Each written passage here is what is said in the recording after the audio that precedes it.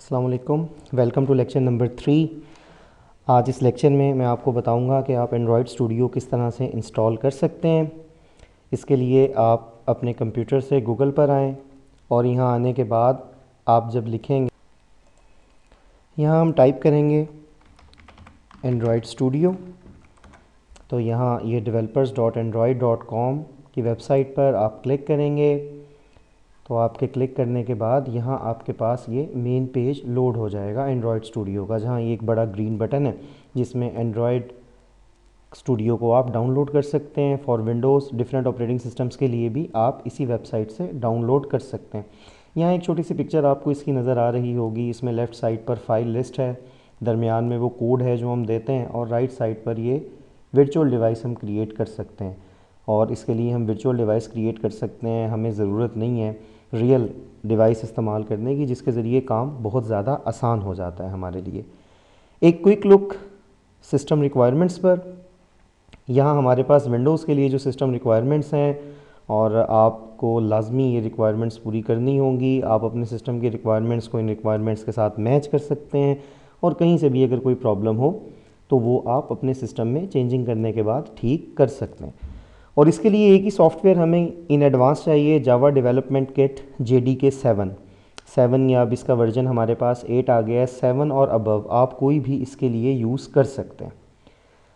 तो requirement check करने के बाद जस्ट सिंपली हम यहाँ क्लिक करते हैं डाउनलोड पर। जब आप डाउनलोड पर क्लिक करेंगे तो यहाँ एक हमारे पास कुछ टर्म्स एंड कंडीशंस हैं, आप उन्हें यहाँ से एक्सेप्ट करते हैं। एक्सेप्ट करने के बाद download Android studio for Windows पर जब आप क्लिक करेंगे तो ये फ़ाइल तकरीबन 1 GB से ज़्यादा है, ये कुछ टाइम लेगी डाउनलोड होने के लिए, और आप उसे डाउनलोड होने दें। इतनी देर हम JDK देखते हैं और JDK को डाउनलोड करते हैं। आप गूगल पर आएँ और यहाँ आकर आप लिखेंगे JDK, एंटर प्रेस करें, और यहाँ पहली वेबसाइट से oracle.com से हम इसे डाउनलोड कर सकते हैं।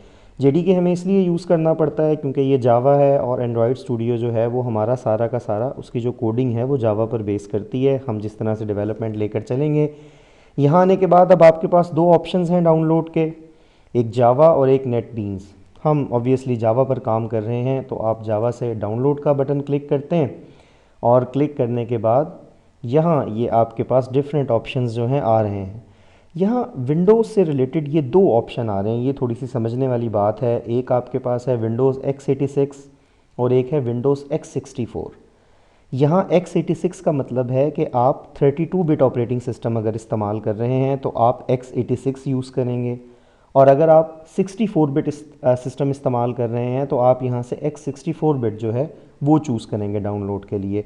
और अगर इस चीज़ का आपको पता नहीं है तो इट्स सिंपल, आप अपने कंप्यूटर पर राइट क्लिक करें, प्रॉपर्टीज़ में आएँ, और देखें जब आप प्रॉपर्टीज़ में आएंगे तो यहाँ आपको सिस्टम टाइप में पता लग जाएगा कि आप कौन सा सिस्टम यूज़ कर रहे हैं। मैं क्योंकि यहाँ 64 बिट ऑपरेटिंग सिस्टम यूज़ कर रहा हूँ तो मैं यहाँ से चूज़ करूँगा 64 बिट से जो है सेटअप।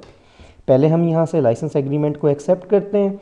एक्सेप्ट करने के बाद आप यहाँ क्लिक करेंगे, ये डाउनलोड हो जाएगा इसका सेटअप। मेरे पास पहले से ये डाउनलोडेड मौजूद हैं दोनों सेटअप्स, ये जावा का और ये एंड्रॉयड स्टूडियो का। आप जावा पर डबल क्लिक करेंगे, इसे इंस्टॉल करेंगे, और इसकी इंस्टॉलेशन के सब डिफ़ॉल्ट स्टेप्स जो है वो आप फॉलो करेंगे, किसी को यहाँ चेंज करने की ज़रूरत नहीं है। मेरे पास चूँकि ये पहले से इंस्टॉल है इसलिए मैंने इसकी इंस्टॉलेशन का जो है सेटअप वो कैंसिल कर दिया है। एक बहुत अहम चीज़, जब हम जावा को इंस्टॉल कर लेते हैं तो हमें इसका पाथ देना होता है। पाथ इसलिए ताकि ये प्रॉपर एग्जीक्यूट हो सके। पाथ देने के लिए आप सबसे पहले उस लोकेशन पर आएँ जहाँ आपने जावा को इंस्टॉल किया है। बाय डिफ़ॉल्ट हमारे पास ये प्रोग्राम फाइल्स में होगी, और अगर 32 बिट आपने इसका सेटअप इंस्टॉल किया है तो ये प्रोग्राम फाइल्स x86 में होगी। मैंने क्योंकि 64 बिट चूज़ किया था, मैं प्रोग्राम फाइल्स ओपन करता हूँ, और यहाँ आप देख सकते हैं जावा का फ़ोल्डर है। जावा के बाद JDK 1.8.0, यहाँ वो वर्जन लिखा हुआ आ रहा होगा जो वर्जन आपने इंस्टॉल किया है। उसके बाद हमारे पास एक ये बिन का फ़ोल्डर है। ये जो पाथ है ये आपने कॉपी करना है। पाथ कॉपी करने के लिए आप यहाँ साइट पर आकर क्लिक करें। क्लिक करने के बाद आप Ctrl+C या राइट क्लिक करने के बाद भी कॉपी कर सकते हैं, जो चीज़ आपको आसान लगती है। इसके बाद जो कंप्यूटर यहाँ आपको लिखा हुआ आ रहा है नज़र, इस पर आप राइट क्लिक करें। राइट क्लिक करने के बाद प्रॉपर्टीज़ में आ जाएं और प्रॉपर्टीज़ में यहाँ हमारे पास एडवांस सिस्टम सेटिंग्स हैं। अगर आप विंडोज़ का कोई और वर्जन भी इस्तेमाल कर रहे हैं, वहाँ भी आपको एडवांस सिस्टम सेटिंग्स का ऑप्शन मिल जाएगा। एडवांस सिस्टम सेटिंग्स में आप आएँ और यहाँ हमारे पास डिफरेंट टैब्स हैं, जिनमें एक टैब है एडवांस्ड के नाम से। यहाँ एनवायरनमेंट वेरिएबल्स में हम आएंगे और देखें यहाँ हमारे पास ये एक ऑप्शन है वेरिएबल और value, user variables. User variables में हम न्यू पर क्लिक करते हैं और वेरिएबल नेम में आप टाइप करेंगे पाथ, और वेरिएबल वैल्यू में वो जो पाथ हमने कॉपी किया था हम उस पाथ को यहाँ पेस्ट कर देंगे। पेस्ट करने के बाद जस्ट आप ओके करेंगे और फिर ये चेक करने के लिए कि जो वर्किंग हमने की है वो एक्यूरेटली हुई है या नहीं हुई, हम क्या करते हैं, आप अपने कंप्यूटर से स्टार्ट पर आएँ। स्टार्ट में आने के बाद कमांड प्रॉम्प्ट ओपन करें, जिसके लिए आप CMD टाइप कर सकते हैं। तो यहाँ आने के बाद सिर्फ आप एक कमांड एग्जीक्यूट करें, javac is short of Java compiler. अगर ये कमांड सक्सेसफुली एग्जीक्यूट हो जाती है तो इसका मतलब आपके सिस्टम में जावा की इंस्टॉलेशन और जावा का पाथ जो हमने दिया था वो एक्यूरेटली सेट हो गए हैं। यहाँ मेरे पास ये सेटअप मौजूद है। हम इस सेटअप पर डबल क्लिक करते हैं और डबल क्लिक करने के बाद फिर इसे एग्जीक्यूट करते हैं। डेफिनेटली ये हमारे पास एक हैवी सॉफ्टवेयर है, तो इसकी इंस्टॉलेशन के लिए टाइम भी रिक्वायर्ड होगा हमें। यहाँ फिर आपसे लोकेशन पूछी जाएगी, आप कहाँ इंस्टॉल करना चाहते हैं। बेहतर है आप डिफ़ॉल्ट्स के साथ ही रहें। नेक्स्ट, और इसके बाद यहाँ components to install Android Studio, Android SDK और फिर एंड्रॉयड वर्चुअल डिवाइस, जिसके थ्रू हम एमुलेट करेंगे और अपनी एप्लीकेशन को रन करेंगे। इसके बाद कुछ परफॉर्मेंस बूस्टर्स हैं, अगर आपका सिस्टम इन्हें सपोर्ट करता है तो। फिर आप यहाँ से नेक्स्ट करेंगे और लाइसेंस एग्रीमेंट को एग्री करने के बाद इंस्टॉलेशन आपके पास शुरू हो जाएगी। मेरे पास ये प्रीवियसली इंस्टॉल्ड है, इसलिए मैं यहाँ से इसे कैंसिल कर देता हूँ। जब सब इंस्टॉलेशन आपके पास इसकी कंप्लीट हो जाती है तो इंस्टॉलेशन कंप्लीट होने के बाद हमारे पास ऑप्शन होगा इसे रन करने का।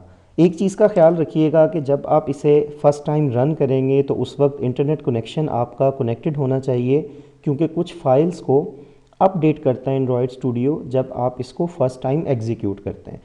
जब वो सब फाइल्स आपके पास एग्जीक्यूट होने के बाद कंप्लीट हो जाएंगी, फिर जस्ट आप एंड्रॉयड स्टूडियो की आपके सामने फ़र्स्ट विंडो आ जाएगी।